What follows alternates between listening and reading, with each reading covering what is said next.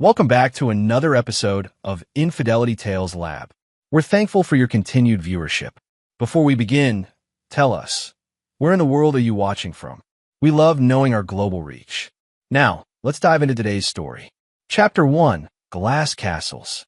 Vincent Blackwell sat in his home office, finalizing the designs for what would become the most ambitious architectural project of his career. At 42, he had built a reputation as one of Philadelphia's premier architects, known for blending modern aesthetics with practical sustainability. The late evening shadows stretched across his drafting table as he made the final adjustments to the Morgan Heights Community Center, a project that would cement his legacy. The sound of the front door opening broke his concentration. Lily was home. His wife of 15 years worked as a pediatric surgeon at Philadelphia General, her schedule often as demanding as his own. Their professional lives had created a comfortable rhythm over the years, two ambitious people supporting each other's dreams while building a life together. "Vince," Lily called out, her voice carrying through their spacious colonial home. "Are you still working?" Vincent saved his work and stepped away from his desk. "Just wrapping up," he replied, moving to greet her. When they met in the hallway, he noticed the fatigue etched across her face. "Rough day." Lily dropped her bag by the entryway table.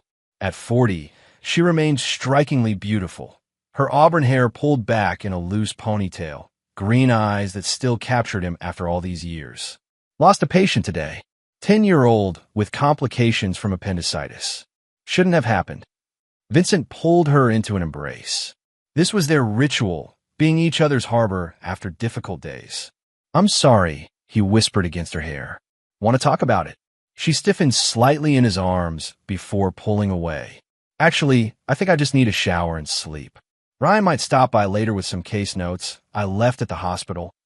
Vincent nodded, trying to ignore the subtle change in her demeanor at the mention of Ryan Fletcher.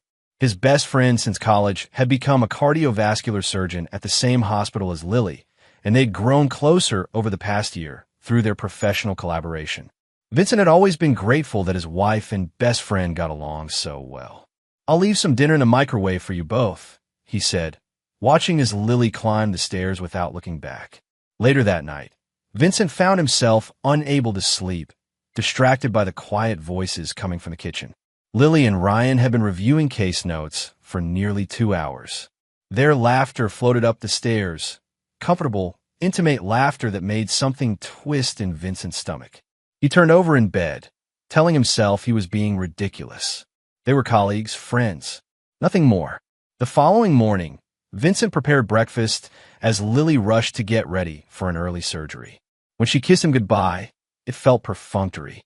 "Will you be home for dinner?" he asked, catching her hand before she could rush out. "Probably not. There's a department meeting that might run late," she replied, gently extracting her hand. "Don't wait up." After she left, Vincent checked their shared calendar on the refrigerator. There was no department meeting scheduled. The first seed of doubt took root.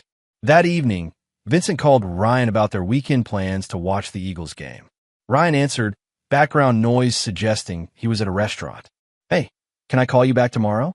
"I'm in the middle of something," Ryan said, his voice slightly hushed. "Sure, no problem." "Late dinner?" Vincent asked casually. There was a brief pause. "Yeah. Just grab a bite after work. Talk tomorrow." After hanging up, Vincent stared at his phone, an uneasy feeling settling over him. On impulse, he called the hospital and asked for Lily, only to be told she had left hours ago. He checked her location on their shared phone app. It showed her at Riverside Park, miles from the hospital or home. Vincent poured himself a whiskey and sat in the darkened living room, waiting. When Lily finally returned close to midnight, her excuse about the meeting running late and stopping for a drink with colleagues felt hollow against the evidence mounting in his mind. Over the next 2 weeks, Vincent began noticing other inconsistencies. Text messages Lily would quickly hide when he entered the room, weekend conferences that weren't listed on the hospital website, calls from Ryan that she would take in another room. The foundation of trust he had built his marriage upon was developing hairline fractures, threatening to collapse the entire structure. Chapter 2, The Architect of Deception. Vincent had always considered himself a reasonable man. Evidence, logic, and careful analysis formed the backbone of his professional success. Now, he would apply those same principles to his personal life. If something was happening between Lily and Ryan, he needed proof before confrontation. On a rainy Tuesday morning, Vincent met with Nora Sullivan, his assistant and the office manager at his architectural firm. At 35, Nora had been with him since he started the company, her efficiency and discretion proving invaluable over the years. "I need to take a few personal days," Vincent told her, sliding a folder of completed designs across his desk. "The Morgan project is ready for submission. Everything else can wait until next week." Nora studied him with concerned brown eyes. "Is everything okay? You seem distracted lately." Vincent appreciated her perception, but maintained his composure. "Just some personal matters to attend to. Nothing serious." The lie tasted bitter in his mouth. After leaving the office, Vincent drove to a small electronics store in a strip mall on the outskirts of the city. The middle-aged proprietor, Dominic, had done security consulting for one of Vincent's commercial projects years ago.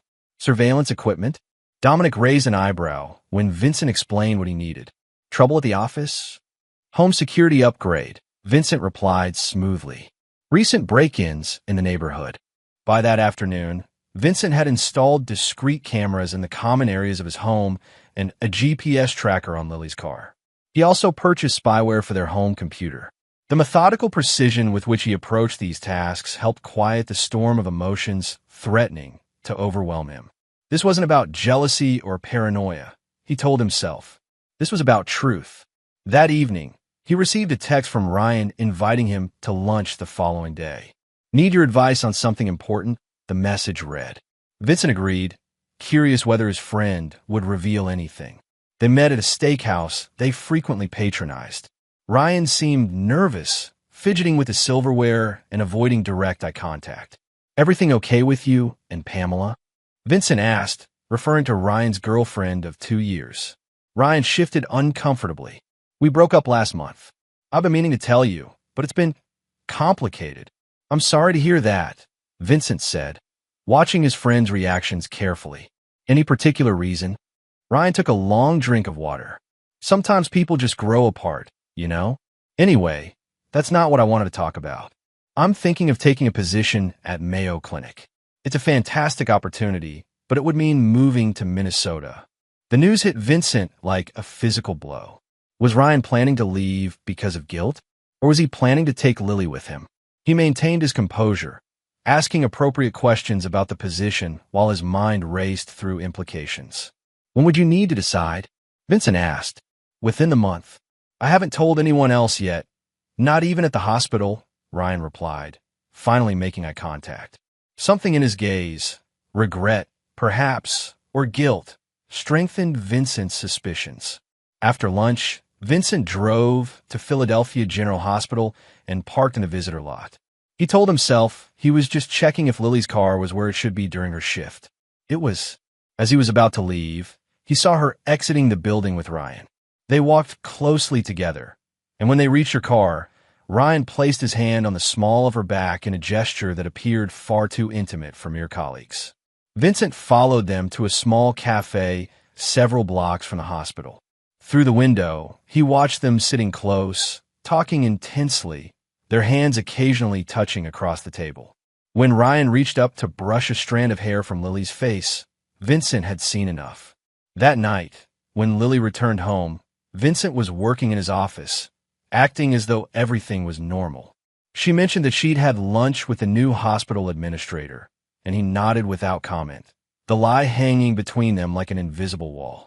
Later, reviewing the camera footage, he watched Lily make a phone call from their kitchen while he was in the shower. With the volume turned up, he clearly heard her say to Ryan, "I miss you too. We need to tell him soon. This isn't fair to anyone." The final piece of confirmation came when he checked her text messages remotely through the spyware he'd installed. A message to Ryan read, "He suspects nothing. I feel terrible, but I can't help how I feel. When you hold me, everything else disappears." Vincent shut down his computer and walked to the window, staring out at the night sky. 15 years of marriage, 10 years of friendship with Ryan, all built on what now appeared to be a foundation of sand. He had his evidence. Now he needed a plan. Chapter 3. Collapse. The car accident occurred on a Friday afternoon. Vincent received the call from the hospital while in a meeting with clients. "Mr. Blackwell, your wife has been in an accident.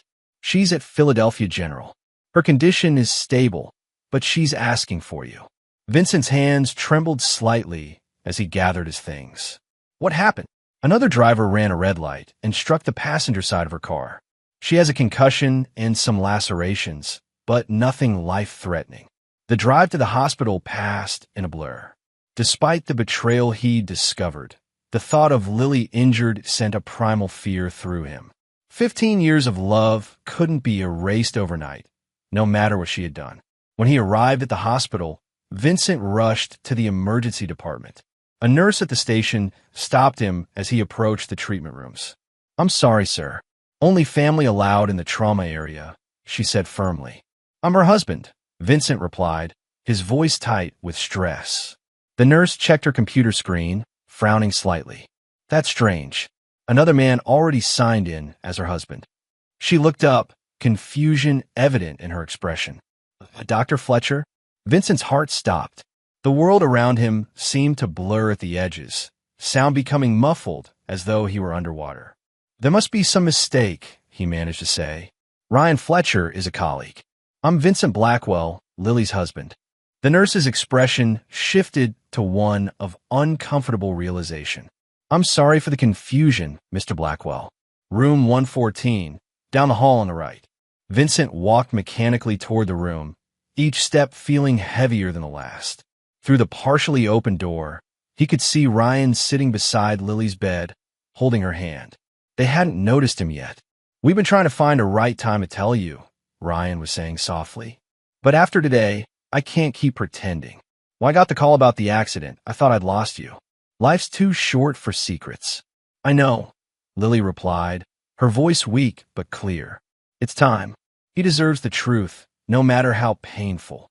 Vincent stood frozen in the doorway, watching this intimate exchange. The physical evidence he'd gathered over the past weeks paled in comparison to witnessing this moment. The tenderness between them, the casual way Ryan had claimed the title of husband, the plans they were making about his future. Rather than confront them, Vincent turned and walked away quietly. Neither Lily nor Ryan noticed his presence or his departure. In the hospital parking lot, he sat in his car for nearly an hour, staring at nothing, feeling the last pieces of his former life crumbling around him. That evening, Vincent returned to their empty home. Lily had texted that she was staying overnight at the hospital for observation. He packed methodically clothes, important documents, his architecture awards, and family photographs from before he met Lily. He left her wedding ring on the kitchen counter with a single sentence written on a notepad. "I know everything." Vincent checked into a hotel downtown, created a new email address, and sent formal messages to his assistant and business partner explaining that he needed to take an extended leave due to personal matters. Then he turned off his phone and ordered room service with a bottle of scotch. 3 weeks passed in a haze of strategic planning. Vincent rented a furnished apartment using only cash, consulted with a divorce attorney recommended by a former client, and began transferring his assets to new accounts. He grew a beard, started wearing contacts instead of his usual glasses, and adopted workout clothes instead of his customary suits. Small changes to make him less immediately recognizable. During this time, Lily called incessantly.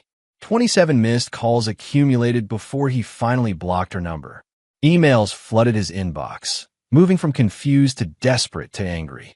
He read each one without responding, studying her evolving tactics like an archaeologist examining artifact from a dead civilization. "Please come home so we can talk about this. You're being childish by disappearing like this. I never meant to hurt you. It just happened. Don't throw away 15 years without giving me a chance to explain. Ryan and I are worried about you. Please just let us know you're okay." The last one made him laugh bitterly. They were worried about him. How considerate. Ryan's messages showed a similar progression, starting with concern and friendship before revealing his true priorities. "Vince, man, I'm so sorry. This isn't how we wanted you to find out. We need to talk about this like adults. Disappearing isn't solving anything. Lily is a wreck. Whatever you think of me, don't punish her. I know I broke the bro code in the worst possible way, but you're still my best friend. The partnership at Mayo Clinic needs my answer. Lily and I are planning to accept. I hope someday you can forgive us. Vincent archived these messages without reply. Forgiveness was not in his vocabulary anymore.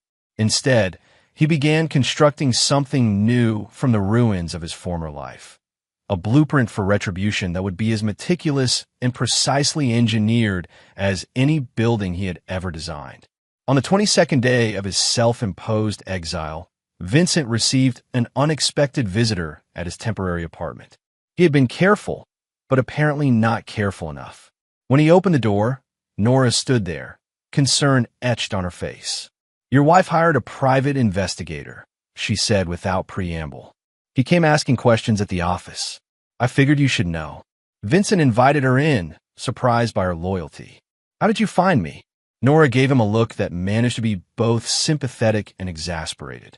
"I've managed your calendar for 8 years. You always stay at the Westmore when you need to think. When you weren't there, I checked nearby apartment buildings with short-term leases." She paused. "You look terrible, by the way." For the first time in weeks, Vincent smiled genuinely. "I'm working on that." Over coffee, Vincent confided in Nora about the betrayal. She listened without judgment, occasionally asking clarifying questions with the same efficiency she brought to their professional relationship. "What are you planning to do?" she finally asked. Vincent considered her trustworthy, but decided against sharing the full scope of his intentions. "Get a divorce. Move forward." Nora studied him, clearly not convinced by his simple answer. "They're leaving for Minnesota in 2 months. Lily came by the office looking for you. She mentioned the Mayo Clinic opportunity." "Good for them," Vincent replied coldly. Nora reached across the table and squeezed his hand briefly. "Just be careful, Vincent. Revenge might feel justified, but it can consume you if you're not careful." After she left, Vincent returned to his laptop where dozens of open tabs displayed information about Ryan's career, Lily's family connections, property records, and Minnesota state law. Nora's warning echoed in his mind, but he dismissed it. This wasn't about revenge anymore. This was about justice, a reckoning for those who had shattered the life he had built with such care. He would give them exactly what they wanted, the freedom to be together. But first, he would ensure they understood the true cost of their betrayal. Chapter 4. Blueprints of Retribution. 6 weeks after disappearing from his old life, Vincent moved into a sparsely furnished apartment across town under the name Victor Bennett. The transformation was more than physical. The beard, the contacts instead of glasses, the casual clothes replacing tailored suits. He had methodically dismantled his former identity, preserving only what was necessary to execute his plans. The divorce proceedings were underway, conducted through his attorney, with minimal direct contact. Vincent had surprised Lily by not contesting the division of assets or fighting for the house. His apparent capitulation made her suspicious, her attorney reaching out repeatedly to clarify that this wasn't some kind of trick. Vincent allowed her to keep most of their joint possessions, requesting only specific items with sentimental value in his firm's control.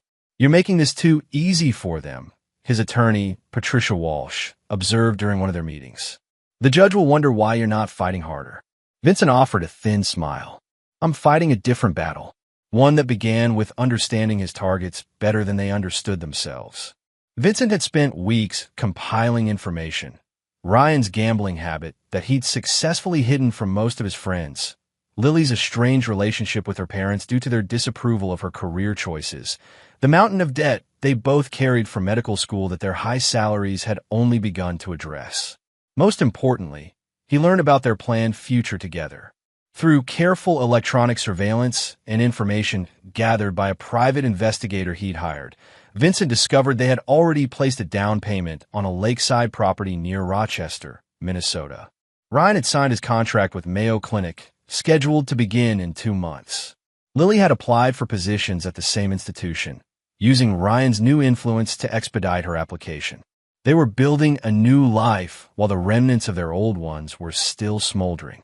Vincent intended to ensure that new foundation was as unstable as the ones they had abandoned. His first move came during a medical conference in Boston that both Ryan and Lily attended. While they were gone, Vincent, using the access codes he still had from when they were friends, entered Ryan's apartment and installed surveillance software on his personal computer. He also placed a GPS tracker on Ryan's car and copied the data from his home office. Among Ryan's files, Vincent found something unexpected: extensive research on alternative cancer treatments, clinical trials, and experimental procedures. Notes in the margins referenced MHB repeatedly. Vincent remembered that Ryan's mother, Marjorie Helen Blackwell, had been diagnosed with pancreatic cancer last year. The Mayo Clinic position suddenly made more sense. They specialized in exactly the kind of cutting-edge treatments Ryan was researching. This discovery provided Vincent with a crucial piece of his puzzle. Ryan wasn't just pursuing career advancement. He was desperately trying to save his mother's life by gaining access to treatments not available elsewhere. Vincent felt a moment of unwanted empathy before hardening his resolve. Everyone had their reasons for betrayal. That didn't justify it. Back in his apartment, Vincent received an unexpected call from Drew Porter, an old college friend who now worked as a pharmaceutical executive. "Heard through the grapevine that you're going through some rough times," Drew said after preliminary small talk. "Divorce, right?" Vincent confirmed without elaborating. News travels fast. "Look, I know we haven't been close in recent years, but I'm in town next week. Let me buy you a drink. Might have a business proposition that could interest you." The timing was serendipitous. Vincent had been looking for opportunities to expand his network beyond architecture, knowing his revenge would require resources and connections in other industries. They arranged to meet at an upscale bar downtown the following Tuesday. Drew Porter had aged well since college, still athletically built with only hints of gray at his temples. He greeted Vincent with genuine warmth that briefly reminded him of better days. "Honestly, I almost didn't recognize you," Drew said, gesturing to Vincent's new appearance. "The beard suits you, though." Over drinks, Drew explained his proposition. His pharmaceutical company, Nexus Therapeutics, was expanding into a new research facility and needed an architect who understood both aesthetics and the specialized requirements of medical research spaces. "Your work on the Westlake Medical Center impressed our board," Drew explained. "We're prepared to offer a very competitive contract, with potential for ongoing work if the first project succeeds." Vincent listened attentively, asking relevant questions while his mind processed the implications. Nexus Therapeutics was one of the leading companies developing the exact treatments Ryan's mother needed. The synchronicity was too perfect to ignore. "I'm interested," Vincent said finally, "but I should mention that I'm planning to relocate soon. Would that be an issue?" Drew smiled. "Actually, the facility is in Rochester, Minnesota. We're partnering with Mayo Clinic on several research initiatives. Would that location work for you?" Vincent allowed himself a small smile. "Perfectly."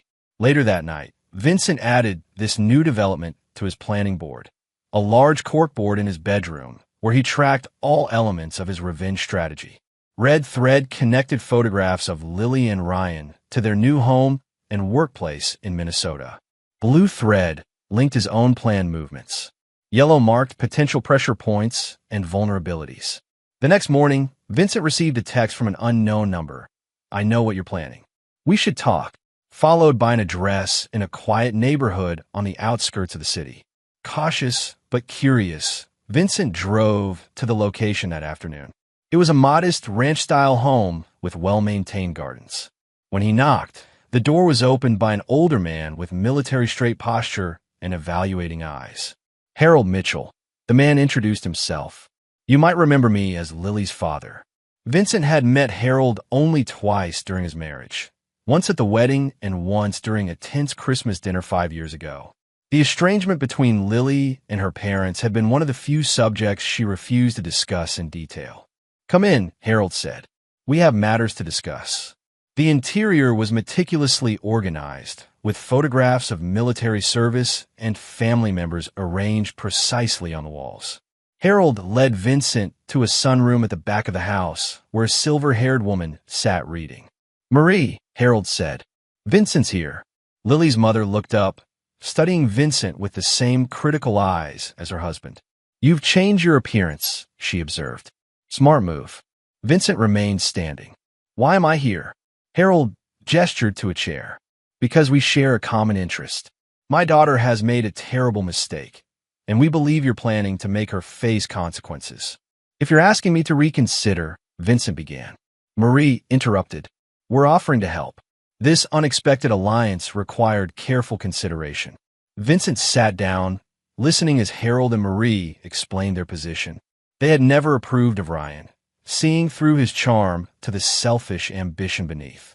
When Lily had called them after Vincent's disappearance, ostensibly seeking comfort, but actually fishing for information on his whereabouts, they had recognized the manipulation techniques they'd warned her about for years. "She chose her path," Marie said, her voice tinged with resigned sadness. "But that doesn't mean we approve of how she's walking it." Harold was more direct. "That man will ruin her professionally and personally. We've seen his type before. Once he gets what he wants from Mayo Clinic, she'll find herself discarded just like you were." Vincent considered their offer carefully. Having allies with personal knowledge of Lily could be valuable, but he was reluctant to share his full plans with anyone. "I appreciate your position," he said finally, "but I work alone." Harold nodded as though he'd expected this answer. "At least take this," he said, sliding a flash drive across the table. "Financial records, personal correspondence, information that might prove useful. We've been keeping tabs on them both since we suspected something was happening between them." Vincent pocketed the drive. "Why are you really doing this?" Marie answered, her voice suddenly tired. "Because despite everything, she's our daughter. Sometimes the hardest lessons are the ones we need most. Better she learn it now from you than years later when the stakes are higher." As Vincent drove home, he reflected on this unexpected turn.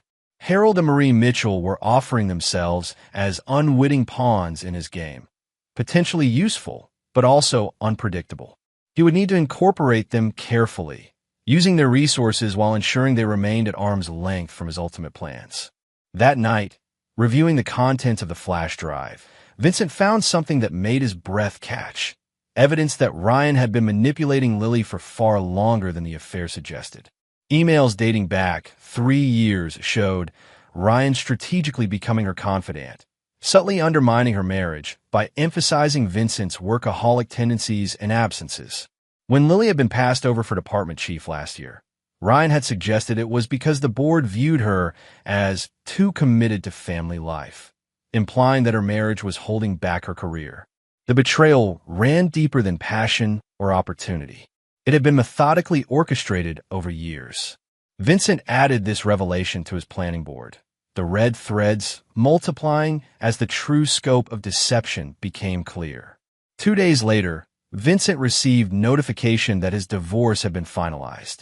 The same afternoon, he signed a contract with Nexus Therapeutics and booked his flight to Rochester, Minnesota. The blueprints of his retribution were complete. Now it was time to break ground. Chapter 5: Foundations. Rochester, Minnesota welcomed Vincent with a blanket of early autumn snow. He arrived 3 weeks before Ryan and Lily were scheduled to move, giving him time to establish himself and prepare the battlefield. The apartment he leased was in the same upscale complex where they had signed a lease, though in a different building. Close enough to monitor, distant enough to avoid casual encounters. His first week was dedicated to professional establishment. Vincent, now consistently using his Victor Bennett identity, met with the Nexus Therapeutics team, impressing them with his comprehensive understanding of their specialized facility needs. Drew had recommended him highly, and Vincent ensured their faith was justified, presenting initial concepts that seamlessly integrated research functionality with architectural innovation. "This is exactly what we've been looking for," Dr. Elaine Warner, the research director, told him after his presentation. "Someone who understands that form and function aren't competing principles in scientific spaces." Vincent cultivated this professional relationship carefully, learning about the company's research priorities, particularly their groundbreaking work on advanced cancer treatments. He asked thoughtful questions about their partnership with Mayo Clinic, establishing himself as someone with genuine interest in medical advancement rather than just another contractor. We're collaborating with a new cardiovascular surgeon starting next month, Dr. Warner mentioned during one of their meetings. Dr. Fletcher, brilliant mind, particularly interested in our vascular regeneration project. Vincent maintained his neutral expression. Sound impressive. I look forward to meeting him. The second phase of Vincent's plan began with Harold Mitchell's unexpected arrival in Rochester.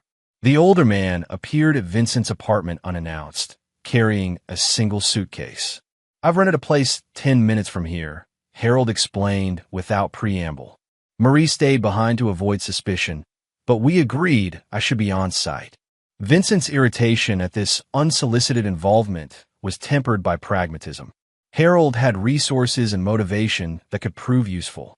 What exactly are you planning to contribute? Harold's military background showed in his precise, strategic thinking. Intelligence gathering primarily. I've already made connections at Mayo through old service buddies. Plus, I've moved some funds into position if financial leverage becomes necessary. After careful consideration, Vincent decided to incorporate Harold into a limited portion of his plans. He explained his position at Nexus Therapeutics and how it connected to Ryan's research interests without revealing the full scope of what he intended. You're playing a longer game than I expected, Harold observed. I thought you'd be more direct. Direct actions create immediate satisfaction, but limited impact, Vincent replied. I'm more interested in comprehensive results. Their unlikely partnership formed around a shared objective, though Vincent suspected their definitions of justice differed significantly. Harold wanted his daughter to see Ryan's true nature. Vincent wanted them both to experience complete dismantling of the future they'd built on the ruins of his trust. The third week brought an unexpected complication. While reviewing Nexus's research documentation, Vincent discovered that Ryan's mother's cancer had progressed significantly. She had been accepted into a highly selective trial program at Mayo Clinic, one of only 20 patients nationwide, which explained Ryan's desperate focus on securing his position there. The trial was scheduled to begin the same week Ryan started his new job. This information created an ethical dilemma Vincent hadn't anticipated. His plans would potentially affect not just the people who had betrayed him, but an innocent woman fighting for her life. Vincent spent a restless night considering his options before reaching a decision. He would adjust his timeline, but not his ultimate objective. Marjorie Blackwell would receive her treatment before the consequences of her son's actions fully materialized. The day before Ryan and Lily were scheduled to arrive, Vincent visited their future home. Using the building maintenance uniform he'd acquired through careful planning, he gained access to their apartment. He installed discrete surveillance devices in common areas and planted the custom software he developed on the pre-installed smart home system. The technology would allow him to monitor their conversations and activities while controlling subtle environmental factors, temperature fluctuations, intermittent Wi-Fi disruptions, random alarm triggers, minor irritations designed to create a constant undercurrent of stress. That evening, Harold reported that Ryan and Lily had checked into a hotel across town. They would move into their apartment tomorrow. What's our first move? Harold asked as they shared a drink in Vincent's apartment. Vincent swirled the whiskey in his glass. We wait. Let them settle in, feel secure. The most effective attack comes when the target believes they're safe. Harold frowned. Passive approach. Strategic patience, Vincent corrected. And while we wait, we continue building our positions. You mentioned financial leverage. Harold nodded. I've secured a controlling interest in a property management company that owns their apartment complex. And I have connections looking into the private equity firm backing Nexus Therapeutics. Vincent raised an eyebrow, genuinely impressed. You've been thorough. Marines, Harold said simply. We don't start missions without proper preparation. The next day, Vincent watched through remote surveillance as Ryan and Lily moved into their new home. They looked happy, excited about their fresh start. Lily arranged photographs on shelves, none featuring Vincent, he noted, while Ryan unpacked kitchenware, the domestic scene a stark contrast to the professional personas they maintained publicly. We made it, Ryan said, pulling Lily into an embrace. Clean slate, just like we planned. I still feel terrible about how things ended with Vincent, Lily replied, her expression clouded momentarily. Ryan's response was revealing. He made his choice by disappearing. You're not responsible for his inability to handle the situation like an adult. Vincent watched this exchange with cold detachment. The surveillance confirmed what he already knew. Their narrative cast him as the villain, their betrayal reframed as inevitable love that couldn't be denied. This self-serving revision of history strengthened his resolve. They would learn that actions had consequences, regardless of how they justified them to themselves.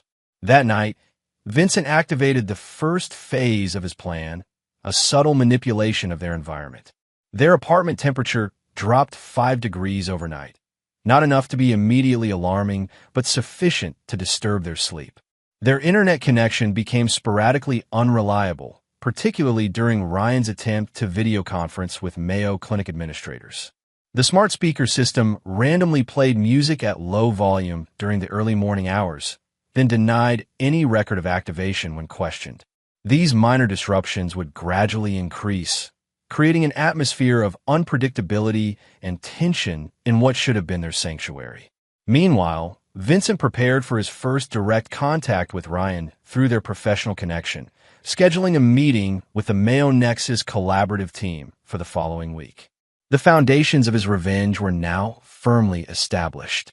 Like any well-designed structure, it would appear ordinary from the outside while concealing complex systems within. And like any master architect, Vincent had built in contingencies for unexpected developments. Whatever actions Ryan and Lily took from this point forward, they would be moving through a space he had engineered specifically for their undoing. Chapter 6: Structural Integrity. The collaborative meeting between Mayo Clinic and Nexus Therapeutics took place in a sleek conference room overlooking Rochester's medical campus. Vincent arrived early, positioning himself at the far end of the table where he could observe without being immediately noticeable. He had prepared meticulously for this moment, the first direct contact with Ryan since the hospital revelation 8 weeks ago.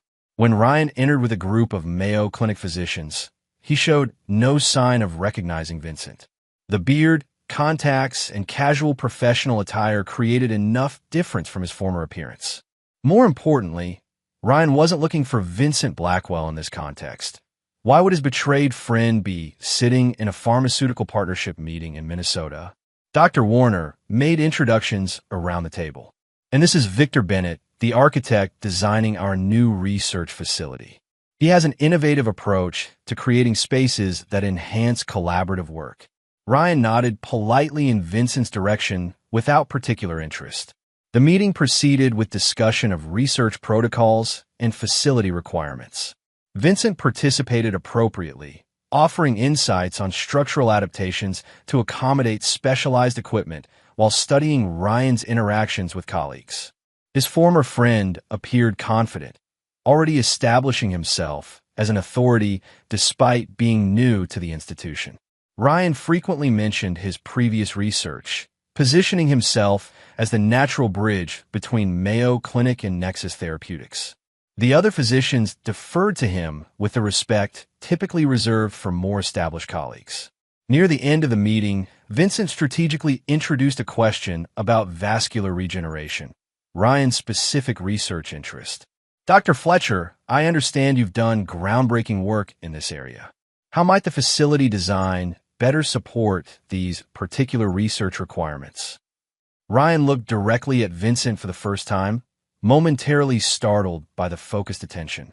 A flicker of unease crossed his face. Not recognition, but something more instinctive. Prey sensing a predator's gaze without identifying its source. Good question. Ryan recovered quickly. The primary challenge is maintaining precise environmental conditions for tissue cultivation. Temperature stability within 0.5 degrees is essential. Vincent nodded thoughtfully. That's exactly the kind of specific requirement we need to address early in the design process. Perhaps we could schedule a more detailed consultation? I'd value your expertise. The trap was baited, and Ryan took it without hesitation. Of course, my assistant can coordinate. After the meeting, Vincent deliberately positioned himself near the exit, timing his departure to coincide with Ryan's. In the elevator, he initiated casual conversation. "Impressive work you're doing, Dr. Fletcher. New to Rochester?" Ryan nodded, scrolling through emails on his phone. "Just moved here with my partner. She's a pediatric surgeon, also joining Mayo." "Must be a significant transition," Vincent observed. "Leaving established practices, relocating to a new city." Something in his tone made Ryan look up, studying Vincent more carefully. "Sometimes change is necessary for growth." "And you?" "Local. Recent transplant myself," Vincent replied with a thin smile. "Following opportunities." They parted in the lobby with a professional handshake. As Ryan walked away, Vincent noted the slight tension in his shoulders, the unconscious response to perceived threat. The seed of unease had been planted. Now it would grow. That evening, Vincent reviewed the surveillance footage from Ryan and Lily's apartment. They were discussing the persistent issues with their new home, the inconsistent heating, the malfunctioning appliances, the strange electrical fluctuations. "I'll call maintenance again tomorrow," Ryan said, frustration evident in his voice. "This is ridiculous for what we're paying." Lily looked exhausted, the stress of relocation compounded by these mysterious problems. "Maybe we should have rented somewhere else. This place felt too good to be true from the beginning." "It's just teething problems," Ryan insisted. "Every new building has them. Besides, the location is perfect for us both." Vincent increased the intensity of the disruptions slightly, enough to maintain constant irritation without pushing them to move elsewhere. The smart refrigerator began displaying error messages about temperature regulation. The bathroom exhaust fan activated randomly during the night. Small but persistent intrusions into their comfort and security. The following week brought Vincent's scheduled consultation with Ryan. They met in the cardiovascular research wing, where temporary offices had been established for the new physicians. Ryan's space was already personalized with medical texts, research papers, and a single photograph of Lily on the desk. "Mr. Bennett, thank you for making time." Ryan greeted him professionally. "I've reviewed your preliminary designs. Very impressive work." Vincent moved toward the desk, gesturing to the photo. "Family, my partner," Ryan replied with obvious pride. "She's a pediatric surgeon here." "You make a handsome couple," Vincent observed. "Recently together?" Ryan hesitated, the personal question unexpected in a professional consultation. "We've known each other for years, but our relationship is relatively new." "Interesting how that happens," Vincent commented. "People can know each other for ages before suddenly seeing new possibilities." Something in his tone made Ryan look at him more carefully. "Have we met before, Mr. Bennett? Something about you seems familiar." Vincent maintained his composed expression. "I don't believe so. I have one of those faces people tend to think they recognize." He smoothly transitioned to the facility designs, redirecting the conversation to professional matters. Throughout their discussion, Vincent deliberately used phrases and mannerisms from their previous friendship, subtle triggers for Ryan's subconscious. He referenced architectural concepts they had once discussed during their college days, described design approaches using analogies Vincent had typically employed. By the end of their hour together, Ryan was visibly unsettled, though clearly unable to identify why. "I feel like we've had similar conversations before," he said as Vincent prepared to leave. "Strange déjà vu." Vincent smiled. "The mind makes connections in unexpected ways." "I look forward to our next consultation, Dr. Fletcher." Later that day, Vincent met with Harold in a quiet cafe several blocks from Mayo Clinic. The older man reported on his progress. He had cultivated relationships with administrative staff in the surgical department where Lily worked, gathering information about her integration into the team. "She's struggling," Harold said, showing no emotional reaction to his daughter's difficulties. The department head questions her commitment. "She's been late twice and unprepared for a departmental meeting." "Not like her at all." Vincent nodded. The environmental disruptions were having their intended effect, creating sleep deprivation and background stress that impacted their professional performance. "What about Ryan's mother?" Vincent asked. "Has she started treatment?" Harold consulted his notebook. "First session completed yesterday. Initial response positive according to nursing staff." "Good," Vincent said. We maintain current operations until her treatment course is completed. Nothing that might interfere with that process. Harold studied him with narrowed eyes, developing a conscience about collateral damage. Establishing boundaries, Vincent corrected. This is about justice, not cruelty for its own sake. The next phase of Vincent's plan involved more direct manipulation of their professional circumstances. Through his growing influence at Nexus Therapeutics, he strategically adjusted research priorities in ways that complicated Ryan's work without obviously targeting him. Critical equipment deliveries were delayed. Grant application deadlines were moved forward with minimal notice. Collaborative meetings were rescheduled at the last minute to conflict with other commitments. Meanwhile, Harold's connections in hospital administration ensured similar, coincidental complications in Lily's department. Her surgical schedule became increasingly problematic, with cases running longer than anticipated or being rescheduled at inconvenient times. Documentation requirements suddenly became more stringent for her specifically, creating additional administrative burden. None of these obstacles was catastrophic individually. Their power lay in accumulation, a constant drip of frustration and setback that eroded confidence and security. Vincent monitored the results through surveillance, watching as Ryan and Lily's relationship began showing signs of strain under the pressure. "I don't understand why everything is so difficult here," Lily complained during dinner one evening. "We were supposed to have a fresh start, but I feel like I'm fighting uphill every day." Ryan was less sympathetic than expected. "Every transition has challenges. You need to adapt faster. I'm facing the same issues, but managing to stay on track." The subtle competition in his response, positioning his adaptation as superior to hers, confirmed another aspect of Vincent's assessment. Ryan's support had been conditional from the beginning, offered when it served his purposes or when the cost was minimal. Under genuine pressure, his self-interest emerged more clearly. Vincent's direct interactions with Ryan increased, always maintaining the professional pretext while gradually establishing an unsettling familiarity.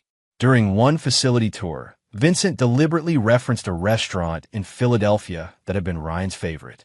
"The design reminds me of Maximilian's Back East, that blend of modern aesthetic with classical touches." Ryan stopped abruptly.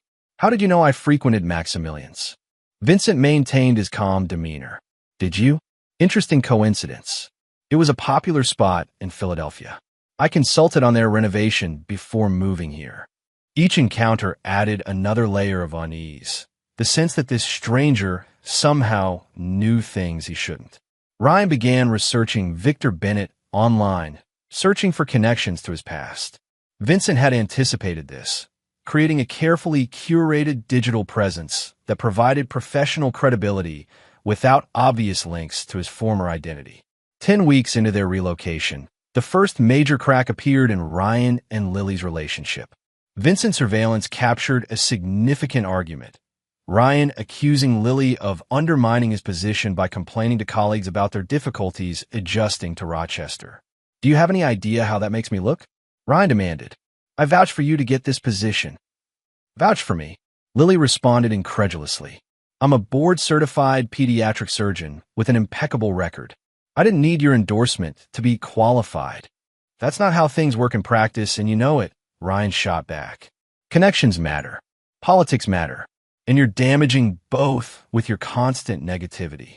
The argument escalated until Ryan stormed out, leaving Lily alone in their increasingly hostile apartment environment. Vincent watched her cry for 20 minutes before calling her parents home, a connection she had avoided since moving to Minnesota. Marie answered, but quickly passed the phone to Harold, who was actually in Rochester watching the same surveillance feed with Vincent. "Lily, is everything all right?" Harold asked, seamlessly playing his role from hundreds of miles away. Vincent observed the conversation with clinical detachment as Lily confided her struggles to her father, unaware that he was actively participating in creating them. Harold maintained his cover perfectly, offering sympathetic concern while subtly reinforcing doubts about Ryan's commitment. "Men like they're often most charming when things are easy," Harold told his daughter. "It's adversity that reveals true character." After the call ended, Harold turned to Vincent. She's reaching her breaking point sooner than expected. Ryan isn't, Vincent replied. His focus remains on his mother's treatment and his professional establishment. We need to accelerate the timeline. Harold nodded in agreement. What's the next phase?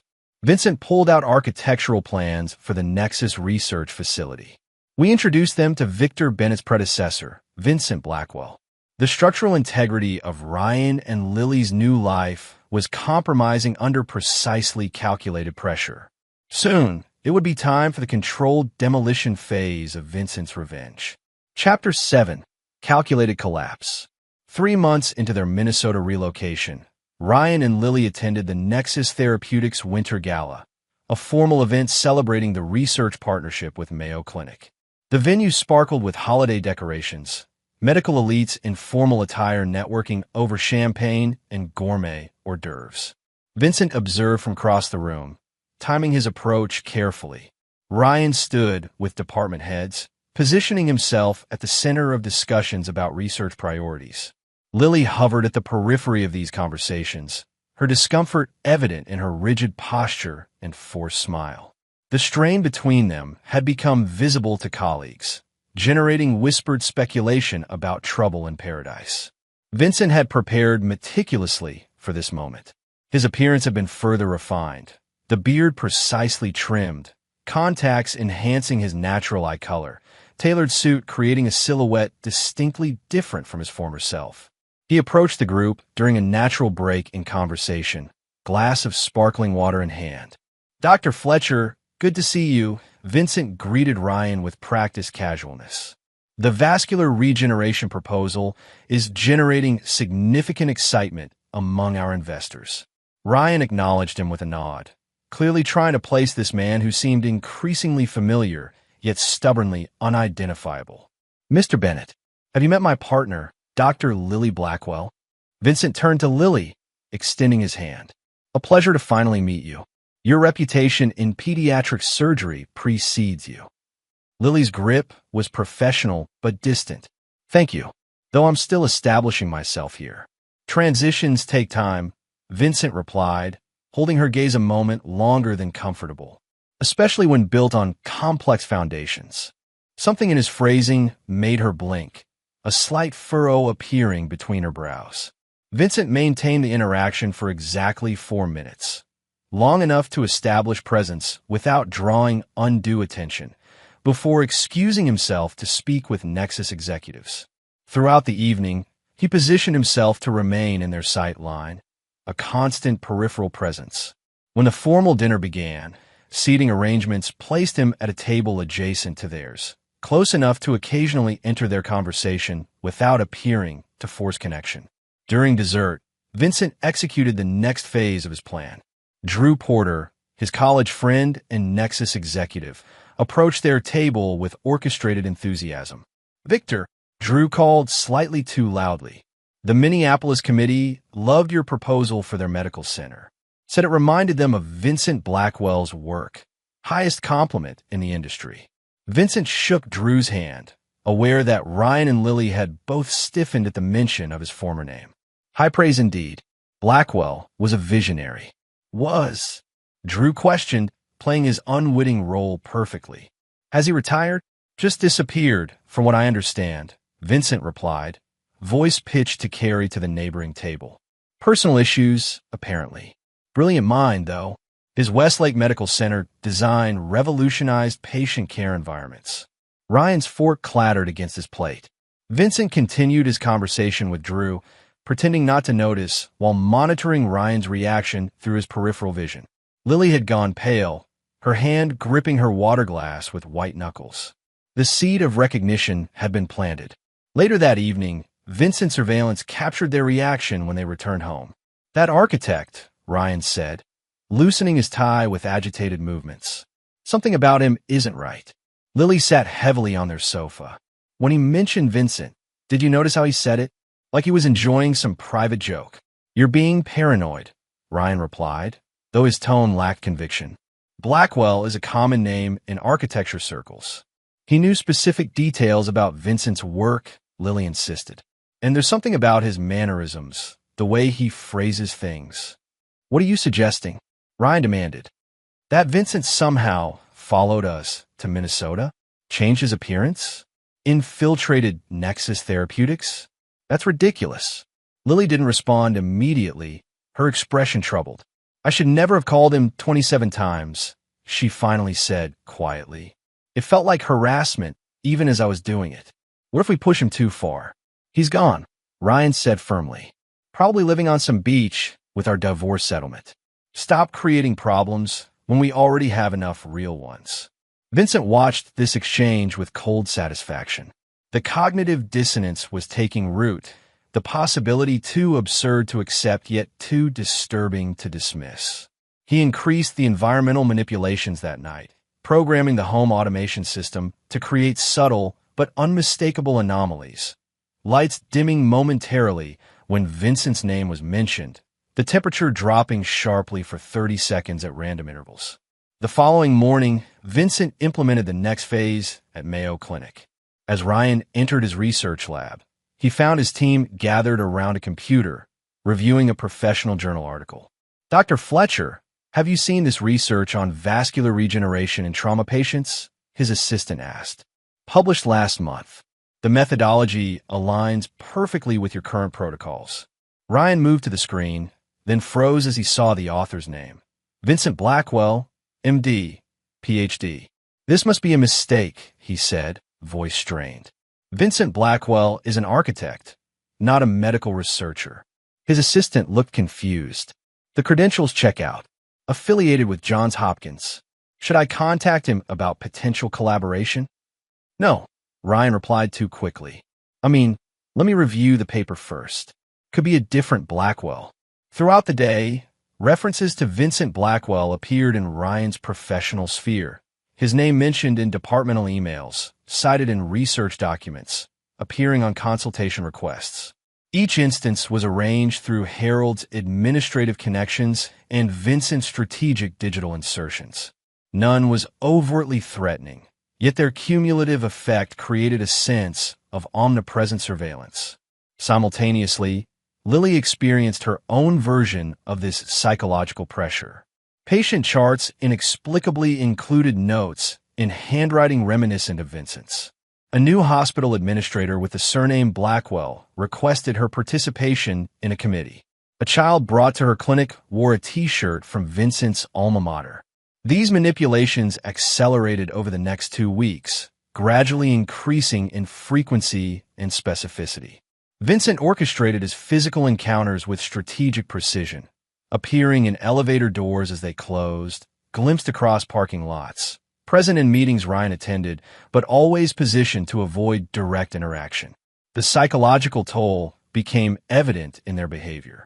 Ryan grew increasingly paranoid, checking over his shoulder constantly, researching Victor Bennett obsessively, installing additional security measures in their apartment, unknowingly creating more access points for Vincent surveillance.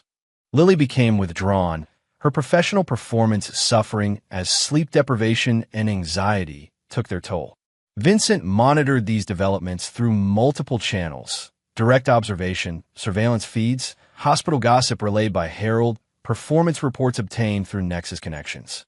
The controlled demolition was proceeding as designed, each pressure point precisely targeted to maximize impact while maintaining plausible deniability. The critical moment came on a Tuesday evening. Ryan returned home to find Lily sitting in their darkened living room, a glass of wine in hand, staring at her phone. I found something, she said without preamble. About Victor Bennett. Ryan dropped his briefcase, moving quickly to her side. What is it? Lily held up her phone, displaying a professional biography. There is no record of Victor Bennett before 8 months ago. No previous architectural work, no education history, nothing. He appeared out of nowhere with a fully formed career. That doesn't prove anything, Ryan argued, though his voice lacked conviction. I showed his photo to that new nurse in pediatrics, the one who transferred from Philadelphia General, Lily continued. She said he looks familiar, but couldn't place him. Then I used one of those age regression apps. She swiped to another image. Vincent's current appearance digitally altered to remove the beard, adjust the hairstyle, add glasses. Ryan stared at the image, blood draining from his face. Jesus Christ. It's him, isn't it? Lily whispered. He's been here all along, watching us, playing with us. We need to leave, Ryan said, already moving toward their bedroom. Pack essentials only. And go where? Lily demanded, following him. He found us here. What's to stop him from finding us anywhere? We'll figure it out, Ryan insisted, pulling luggage from their closet. The important thing is getting away from him now. Vincent watched this panicked response with detached interest. The collapse was proceeding faster than anticipated. Time to accelerate the final phase. He picked up his phone and called Harold. They're planning to run. Implement containment protocol. Within 20 minutes, as Ryan and Lily were frantically packing, their apartment door chimed. The building manager stood outside with an apologetic expression and 2 security guards. Dr. Fletcher, Dr. Blackwell, I'm sorry to disturb you, but we've received noise complaints from several neighbors. Our security team needs to speak with you. Ryan attempted to dismiss them, but the manager insisted on entering. As the conversation grew increasingly tense, Lily's phone rang. The hospital administrator requesting her immediate presence for an emergency case. Simultaneously, Ryan received an urgent text about his mother experiencing complications during treatment. Their escape effectively blocked. They separated, Ryan rushing to his mother's side, Lily to her patient. Vincent had orchestrated these emergencies through Harold's connections, ensuring neither was life-threatening, but both requiring legitimate professional response. While they were gone, Vincent entered their apartment using the access he'd long established. He left no physical evidence of his presence, but made one critical change to their environment, activating the final phase of his custom software that would reveal his surveillance and manipulation over the coming days. When Ryan and Lily returned separately to their apartment, both emergencies resolved without serious consequence. They found their home security system displaying a simple message on every screen. I see you. The calculated collapse had begun its final, catastrophic phase. Chapter 8. The Reckoning. The morning after the I see you message appeared, Ryan and Lily awoke to find their apartment transformed into a testament to Vincent's omnipresence. Every digital screen, from their television to their refrigerator display, cycled through surveillance images of them taken over the past months. Their smart speaker system played recordings of private conversations on a continuous loop, focusing particularly on moments when they had discussed Vincent or rationalized their betrayal. My God, Lily whispered, staring at their living room television as it displayed footage of them sleeping from the previous night. He's been watching everything. Ryan frantically tried to disable their devices, unplugging systems and removing batteries, but the surveillance continued uninterrupted. Vincent's software had created autonomous backup systems throughout their home. More disturbing than the surveillance itself was the revelation of how comprehensively their environment had been manipulated. Temperature fluctuations, appliance malfunctions, sleep disruptions, all meticulously documented as intentional interventions. We need to go to the police, Lily insisted, already reaching for her phone. Ryan grabbed her wrist, stopping her. And tell them what? That the husband you cheated on has been spying on us? That we're being harassed by a man who technically doesn't exist? Victor Bennett has legitimate credentials. Vincent Blackwell disappeared. We have no proof connecting them. So we do nothing, Lily demanded, jerking her arm free. We leave, Ryan said firmly. Today.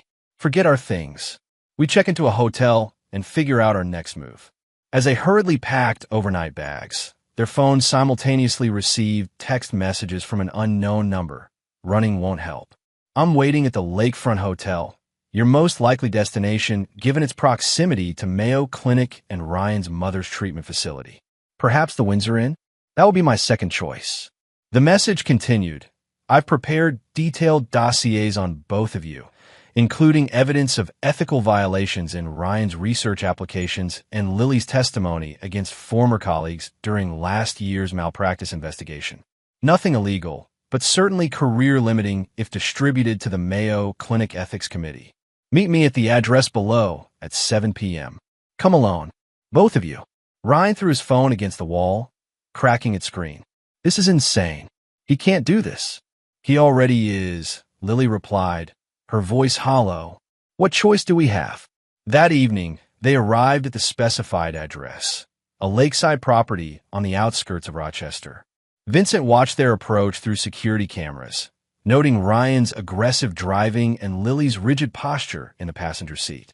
They had followed his instructions to come alone, though Ryan had made 3 phone calls from a borrowed hospital phone, likely attempting to arrange some form of backup. Vincent activated the exterior lighting as they approached the front door, illuminating the modern architectural masterpiece he had purchased 3 months earlier through a shell company. The design was unmistakably his. Anyone familiar with Vincent Blackwell's architectural style would recognize his hallmarks in every line and angle. When they rang the doorbell, Vincent took a moment to study them on the monitor. Ryan's false confidence barely masking his fear, Lily's resignation evident in her slumped shoulders. He pressed the intercom button. Enter. The door is unlocked. They stepped into a minimalist entryway that opened to a dramatic great room with floor-to-ceiling windows overlooking the frozen lake. Vincent stood at the center, his transformation now reversed.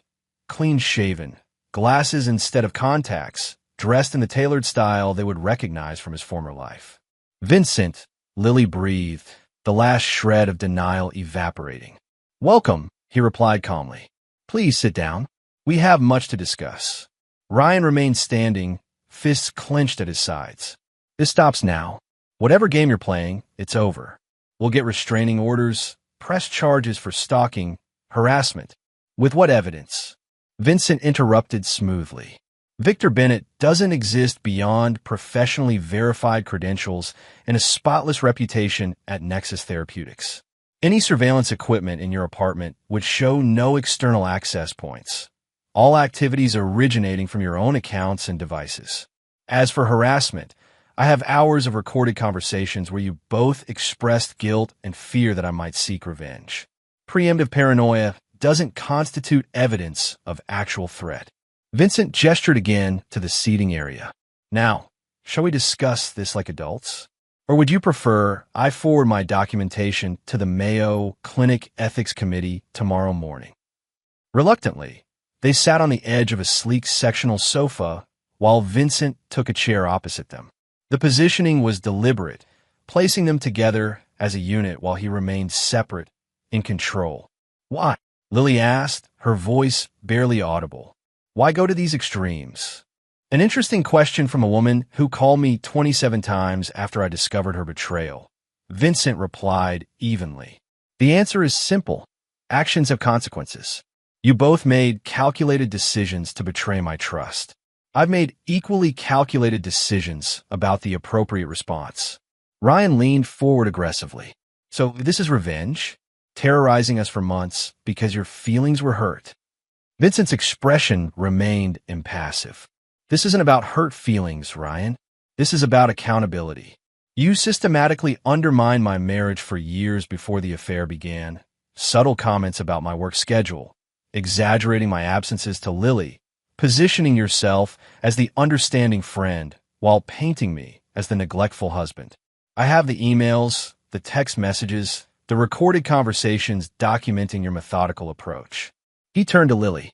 And you, so quick to believe his narrative, so eager to rewrite our 15 years together as a mistake you needed to escape.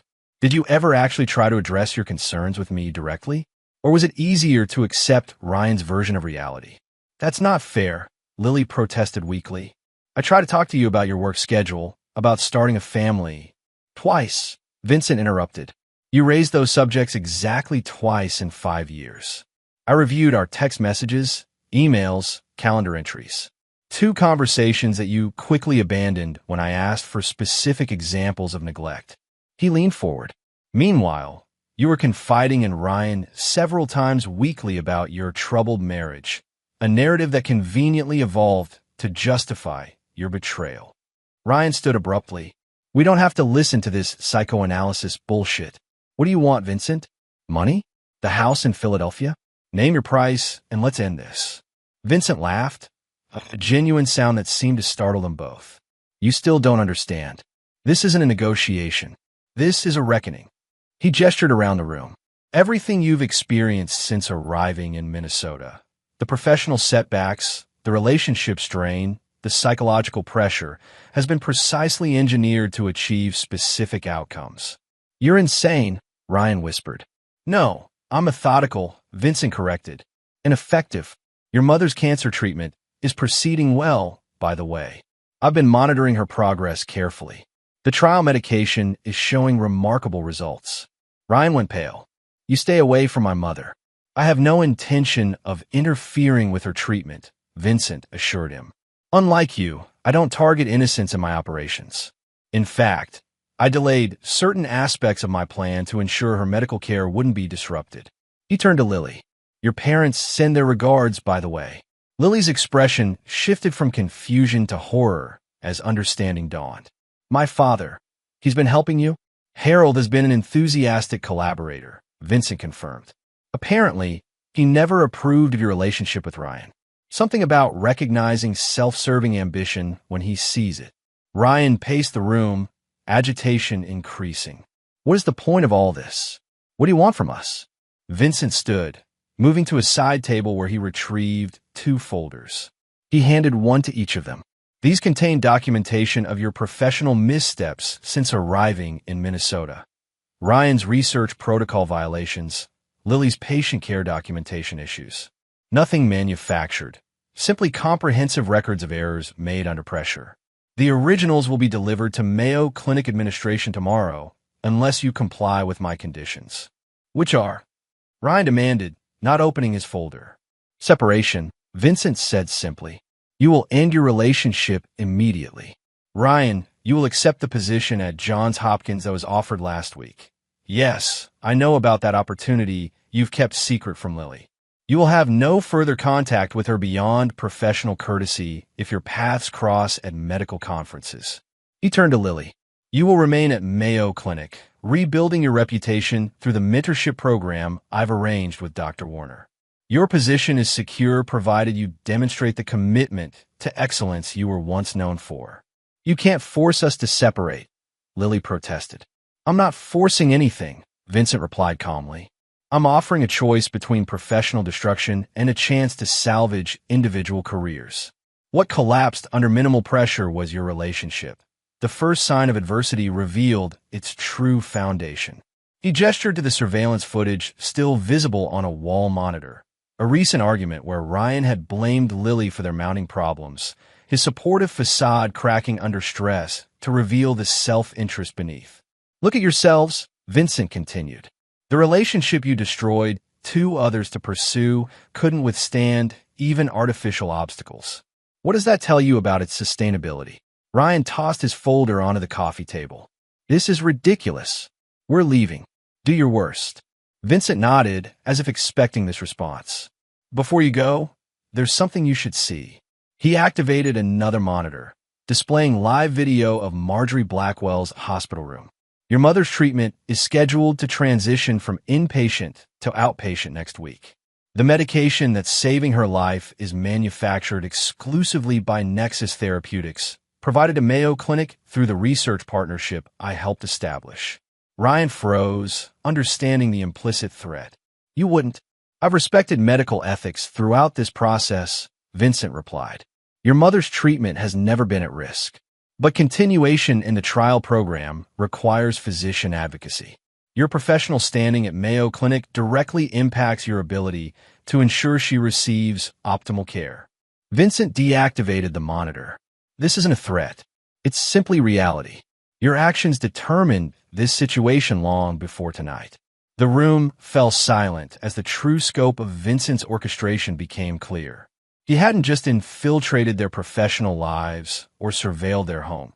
He had created an entire ecosystem of consequence around them, with multiple pressure points and leverage opportunities. You planned all of this from the beginning, Lily said, her voice hollow with realization. From the moment you walked out of that hospital room.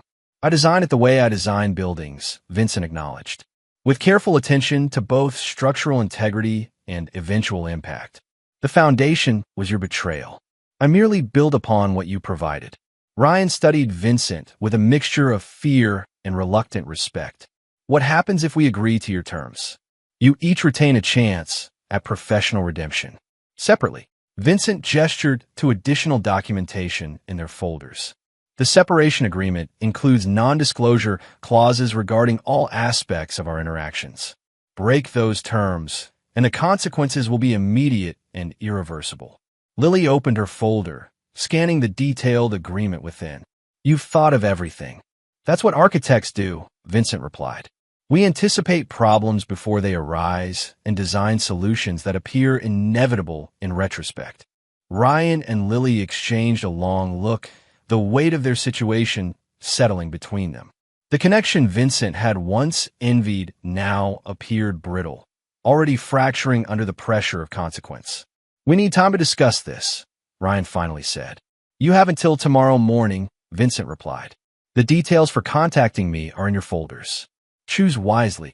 As they left, Vincent watched their separate body language, already distancing from each other, blame beginning to overshadow whatever love had justified their betrayal. The collapse was proceeding exactly as designed. Now it was time for the final phase, ensuring they understood the true cost of their choices. Chapter 9. Foundations of Steel. 1 year later, Vincent stood on the observation deck of the completed Nexus Therapeutics Research Facility, surveying the structure that had helped facilitate his revenge and rebuild his future simultaneously. The building had already won 2 international architecture awards, establishing Victor Bennett as a rising star in medical facility design. Vincent had decided to maintain this identity professionally, a clean break from his past that allowed him to build something new from the ruins of betrayal. Harold Mitchell approached, nodding in appreciation at the snow-covered campus below. Impressive work, both the building and the strategy. Thank you for your contribution, Vincent replied. Their unlikely alliance had evolved into a respectful partnership over the past year, bound by shared principles about consequences and accountability. Have you seen today's journal? Harold asked, handing Vincent a medical publication featuring Ryan Fletcher's latest research paper, published from his new position at Johns Hopkins, exactly as Vincent had engineered. His mother's cancer is in remission, Vincent noted, scanning the acknowledgments section. Good. That was never part of the equation. Harold studied him carefully. You're still monitoring them both. It wasn't a question. Vincent didn't bother denying it. Information is power. I prefer to maintain awareness. The truth was more complex than he admitted to Harold.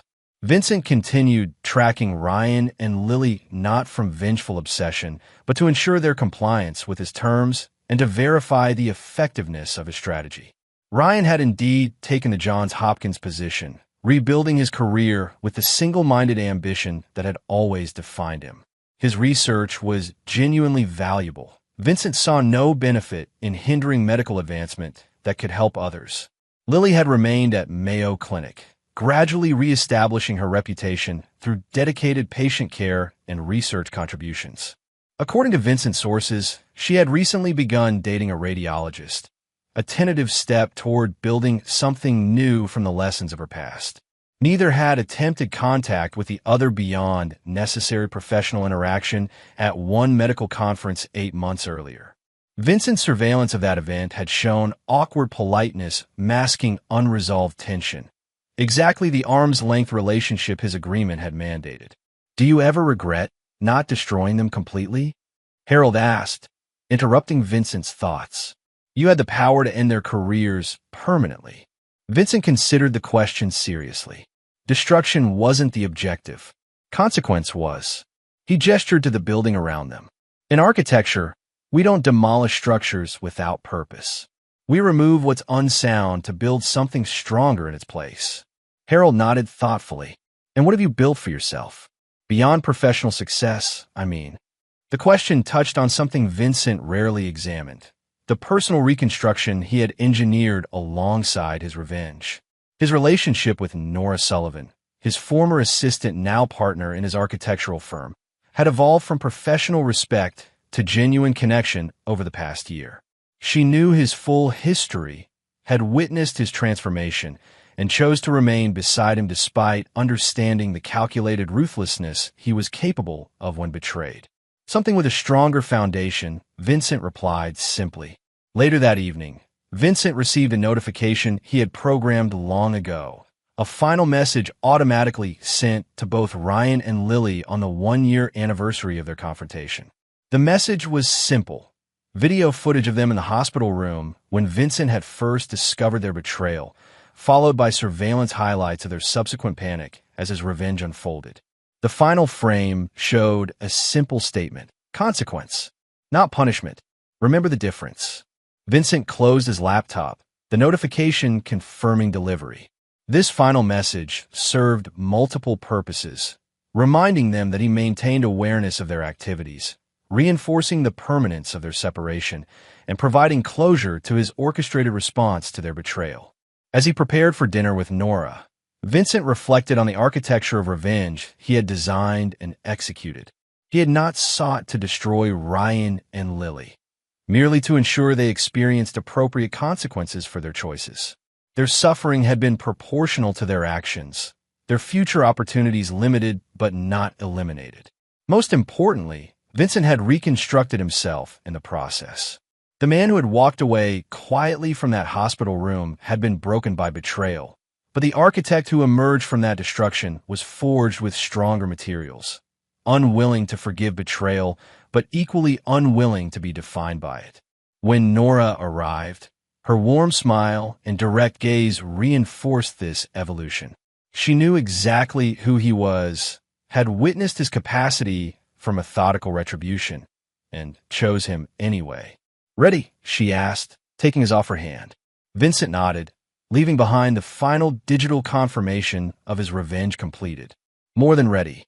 They stepped into the winter evening together, moving forward into a future Vincent had designed with the same precision he brought to his architectural masterpieces, built on foundations of hard-earned wisdom and uncompromising strength. Not the life he had once planned, but perhaps a more authentic one, constructed with full awareness of what he was capable of, both in creation and consequence. The unforgiving architect had built his most significant structure not in steel and glass, but in the carefully designed aftermath of betrayal, a legacy that would endure in the lives of all involved, a testament to the fundamental principle that had guided his response. Every action creates ripples through lives interconnected.